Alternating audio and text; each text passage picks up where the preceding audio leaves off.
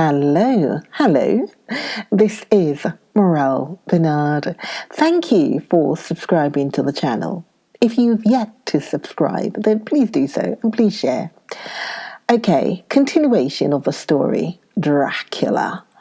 Last words were, I shall finish my round of work and we shall meet tonight. Mina Harker's journal, 1st October. It is strange to me to be kept in the dark as I am today.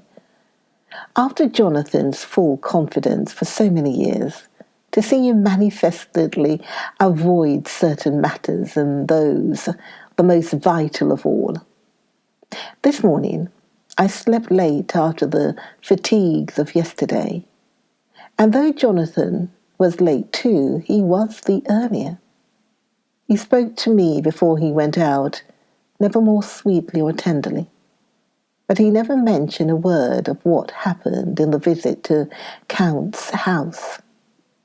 And yet he must have known how terribly anxious I was. Poor dear fellow. I suppose it must have distressed him even more than it did me. They all agreed that it was best that I should not be drawn further into this awful work, and I acquiesced.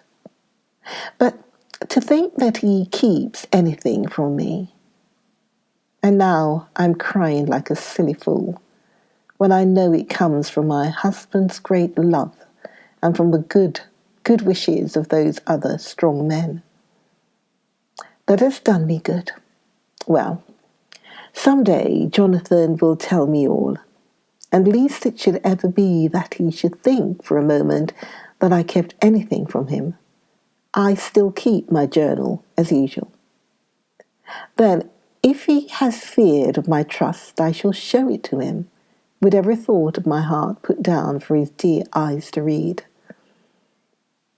I feel strangely sad and low-spirited today. I suppose it is the reaction from the terrible excitement. Last night, I went to bed when the men had gone, simply because they told me to. I didn't feel sleepy, and I did feel full of devouring anxiety.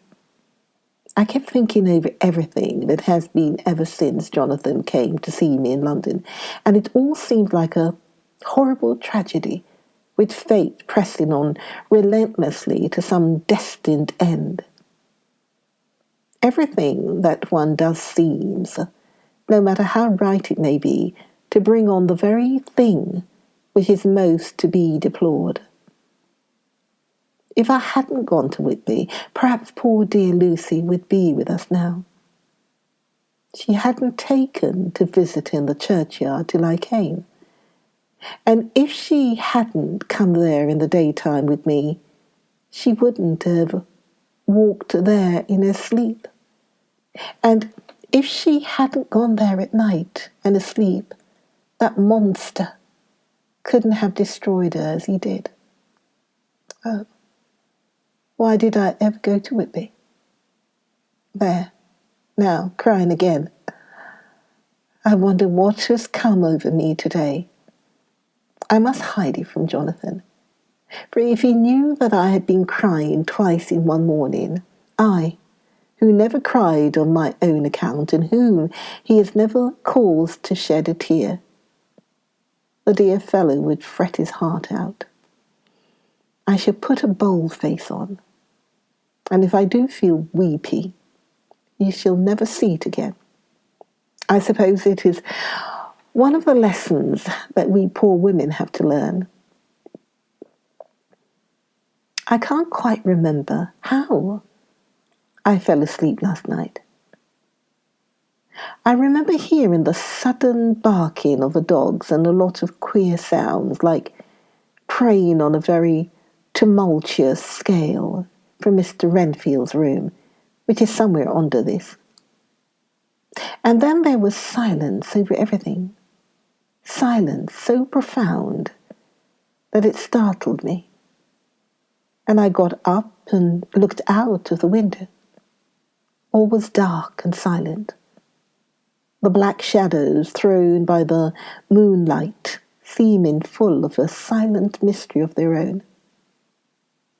Not a thing seemed to be stirring, but all to be grim and fixed as death or fate, so that a thin streak of white mist that crept with almost imperceptible slowness across the grass towards the house seemed to have a sentience and a vitality of its own. I think that the digression of my thoughts must have done me good. For when I got back to bed, I found a lethargy creeping over me. I lay a while but could not quite sleep. So I got out and looked out of the window again. The mist was spreading, and there was now close up to the house so that I could see it lying thick against the wall, as though it were stealing up to the windows.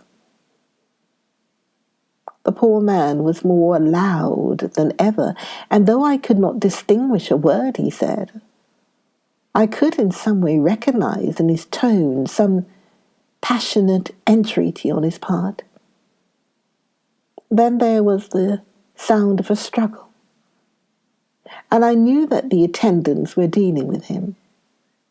I was so frightened that I crept into bed and pulled the clothes over my head, putting my fingers in my ears. I was not then a bit sleepy, at least so I thought, but I must have fallen asleep. For, except dreams, I do not remember anything until the morning, when Jonathan woke me. I think that it took me an effort and a little time to realize where I was, and that it was Jonathan who was bending over me. My dream was very peculiar, and was almost typical of the way that waking thoughts become merged in or continued in dreams. I thought that I was asleep and waiting for Jonathan to come back. I was very anxious about him, and I was powerless to act. My feet and my hands, my brain were weighted so that nothing could proceed at the usual pace. And so I slept uneasily and thought. Then it began to dawn upon me that the air was heavy and dank and cold. I put back the clothes from my face and found, to my surprise, that all was dim around. The gaslight, which I had left lit for Jonathan, but turned down, came only like a tiny red spark through the fog, which had evidently grown thicker and poured into the room. Then it occurred to me that I had shut the window before I had come to bed. I would have got out to make certain on the point, but some leaden lethargy seemed to chain my limbs and even my will. I lay still and endured, that was all.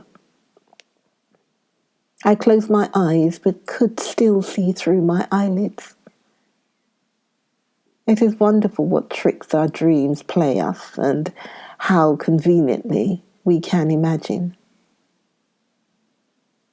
The mist grew thicker and thicker, and I could see now how it came in, for I could see it like smoke or with the white energy of boiling water pouring in, not through the window, but through the joinings of the door.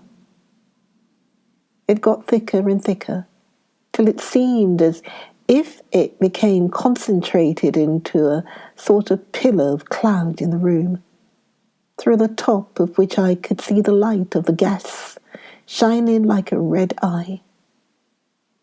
Things began to whirl through my brain, just as a cloudy column was now whirling in the room.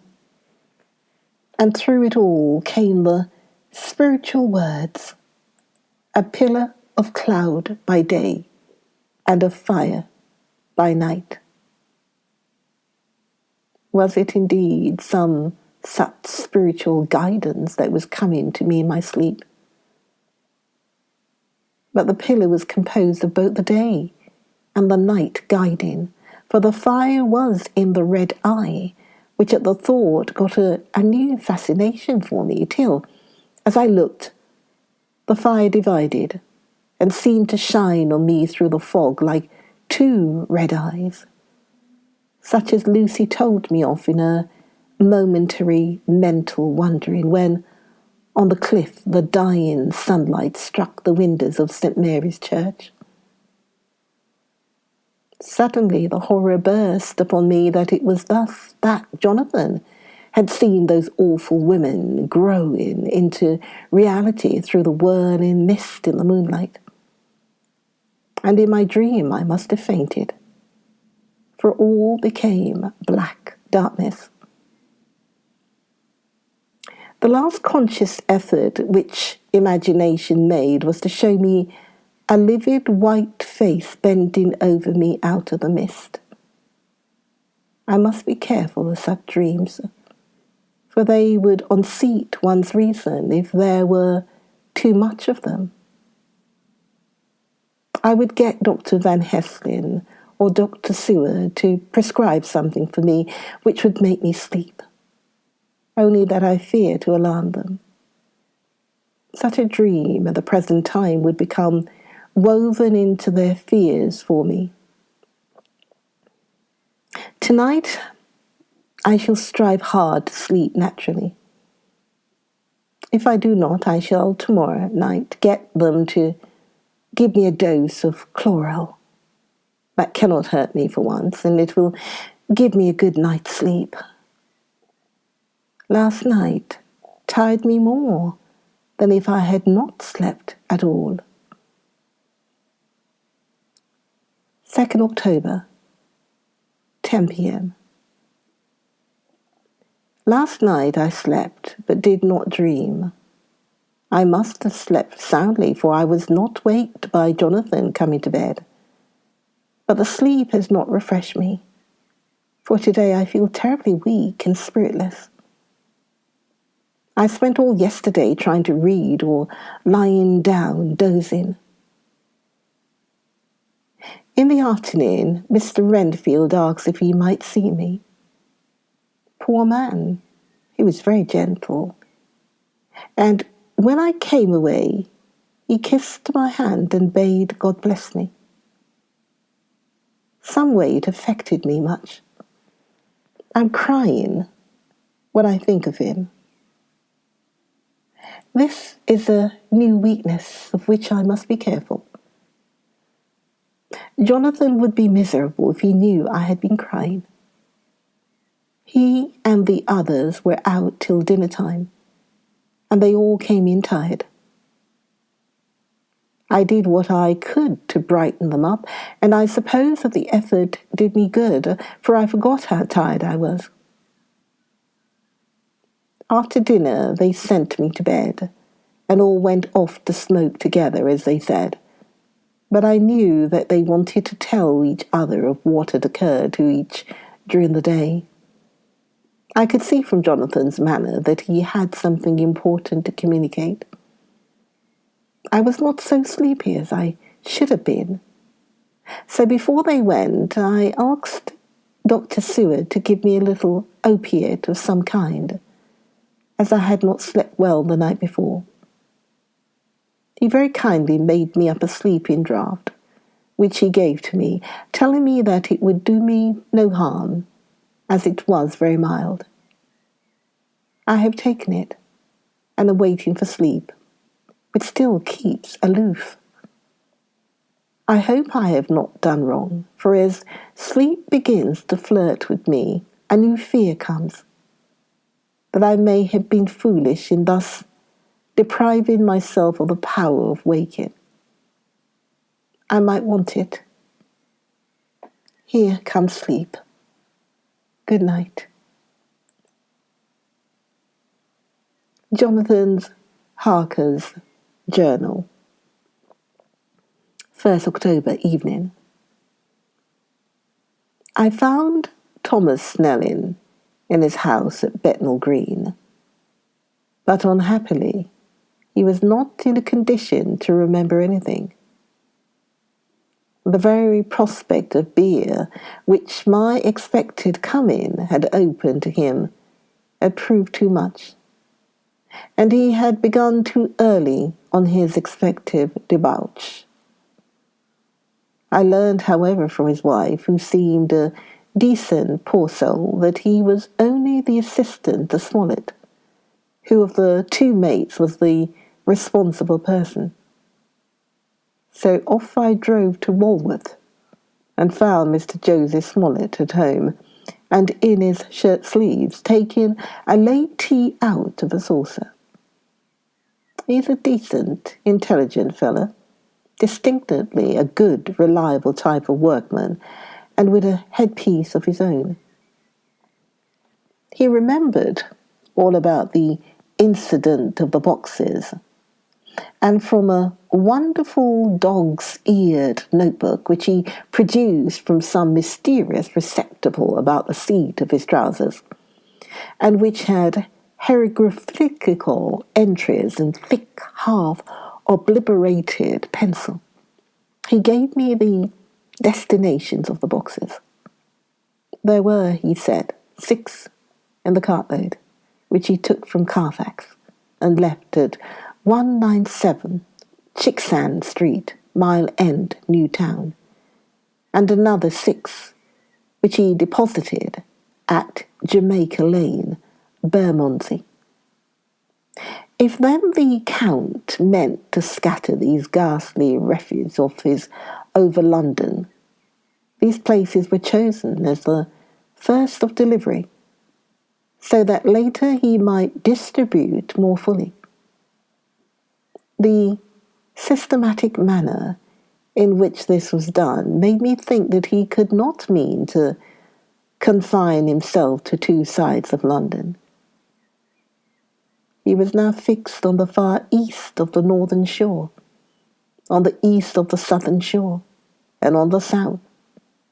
The north and west were surely never meant to be left out of his diabolical scheme, let alone the city itself, and the very heart of fashionable London, and the south-west and west. I went back to Smollett and asked if he could tell us if any other boxes had been taken from Carfax.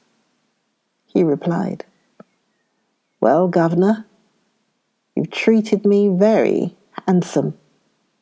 I'd given him half a sovereign, and I'll tell you all I know. I heard a man by the name of Bloxham say 4 nights ago in the Iron Hounds in Pincher's Alley, and Howlis and his mate, and a rare dusty job in an old house at Perfect. There ain't a many such jobs as this here, and I'm thinking that maybe Sam Bloxham could tell you something." I asked if he could tell me where to find him. I told him that if he could get me the address, it would be worth another half sovereign to him. So he gulped down the rest of his tea and stood up, saying that he was going to begin the search then and there. At the door he stopped and said, "Look here, Governor, there ain't no sense in me keeping you here. I may find Sam soon, or I mayn't. But anyhow, he ain't like to be in a way to tell you much tonight.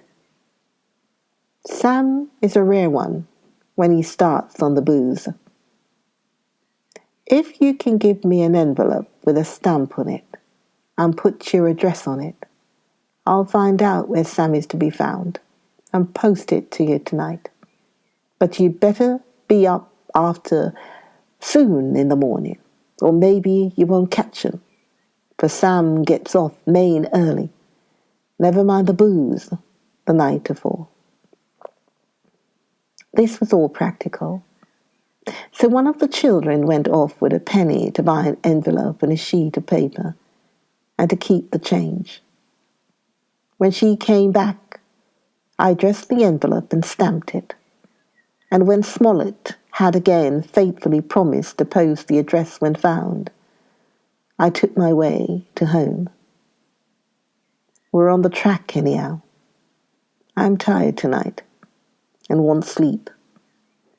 Mina is fast asleep and looks a little too pale. Her eyes look as though she had been crying. Poor dear.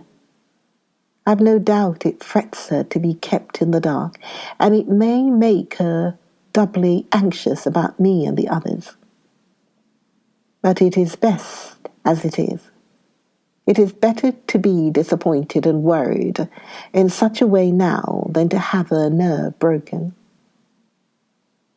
The doctors were quite right to insist on her being kept out of this dreadful business.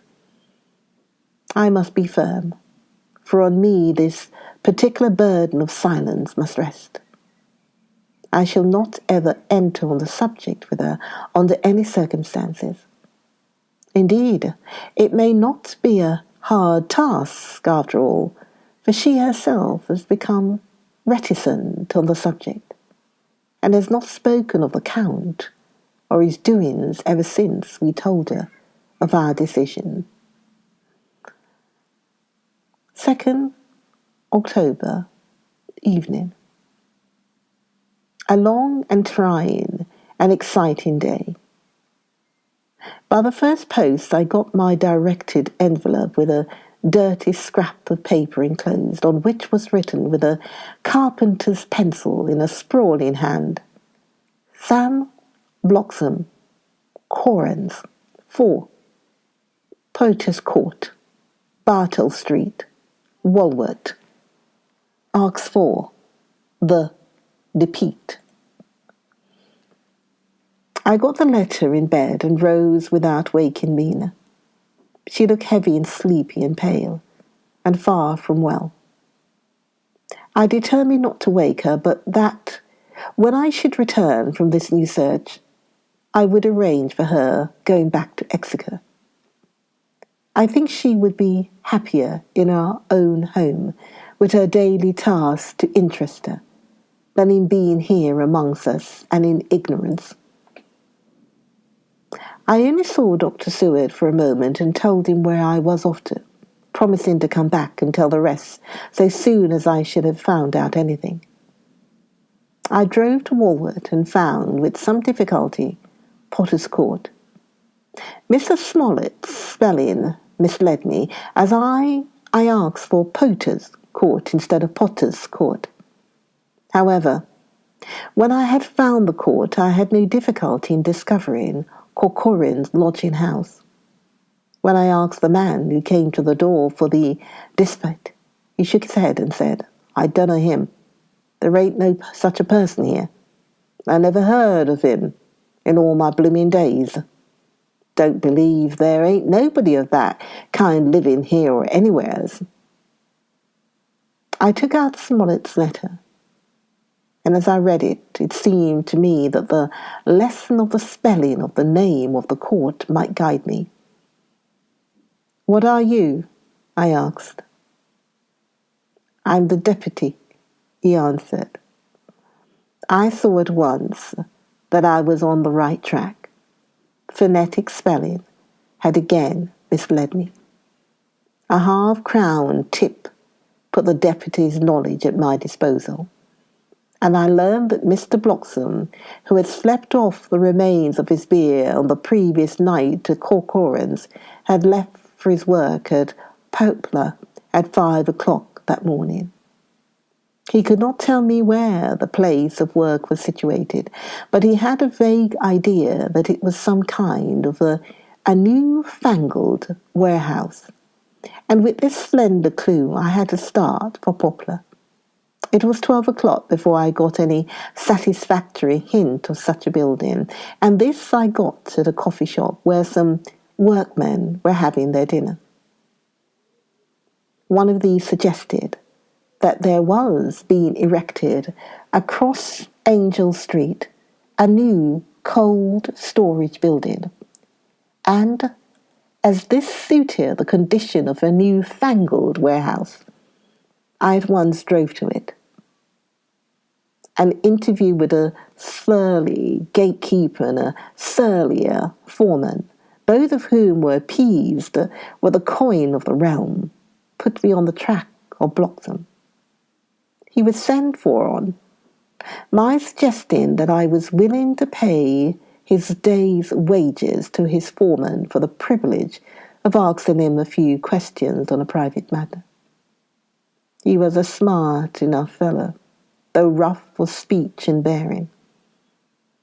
When I had promised to pay for his information and given him an earnest, he told me that he had made 2 journeys between Carfax and a house in Piccadilly, and had taken from this house to the latter 9 great boxes, main heavy ones, with a horse and cart hired by him for this purpose. I asked him if he could tell me the number of the house in Piccadilly, to which he replied, "Well, governor, I forgets the number, but it was only a few doors from a big white church or something of the kind, not long built. It was a dusty old house too, though nothing to the dustiness of the house we took the bloomin' boxes from." How did you get into the houses if they were both empty? There was the old party, what engaged me awaiting in the house at Purfleet. He helped me to lift the boxes and put them in the dray. Cursed me, but he was the strongest chap I ever struck, and him an old fella with a white moustache, one that thin you would think he couldn't throw a shadder. How this phrase thrilled through me. Why, he took up his end of the boxes like they was pounds of tea, and me a puffing and blowing afore. I could upend mine anyhow, and I'm no chicken neither. How did you get into the house in Piccadilly? I asked. He was there too. He must have started off and got there afore me, for when I rung off the bell, he kept open the door itself and helped me to carry the boxes into the hall. The whole 9? I asked. Yes. There was 5 in the first load and 4 in the second. It was main dry work, and I don't so well remember how I got home. I interrupted him. Were the boxes left in the hall? Yes. It was a big hall, and there was nothing else in it. I made one more attempt to further matters. You didn't have any key? Never used no key nor nothing. The old gent, he opened the door itself, and he shut it again when I drove off. I don't remember the last time, but that was the beer. And you can't remember the number of the house? No, sir. But you needn't have no difficulty about that. It's a high one, with a stone front, and a bow on it, and high steps up to the door. I know them steps, having had to carry the boxes up there 3 loafers, what come round to earn a copper. The old gent give them shillings, and they singing they got so much they wanted more. But he took one of them by the shoulder and was like to throw him down the steps till the lot of them went away cussing. I thought that with this description I could find the house. So having paid my friend for his information, I started off for Piccadilly. I had gained a new painful experience. The Count could, it was evident, handle the boxes himself. If so, time was precious. For now that he had achieved a certain amount of distribution, he could, by choosing his own time, complete the task unobserved. At Piccadilly Circus, I discharged my cab and walked westward.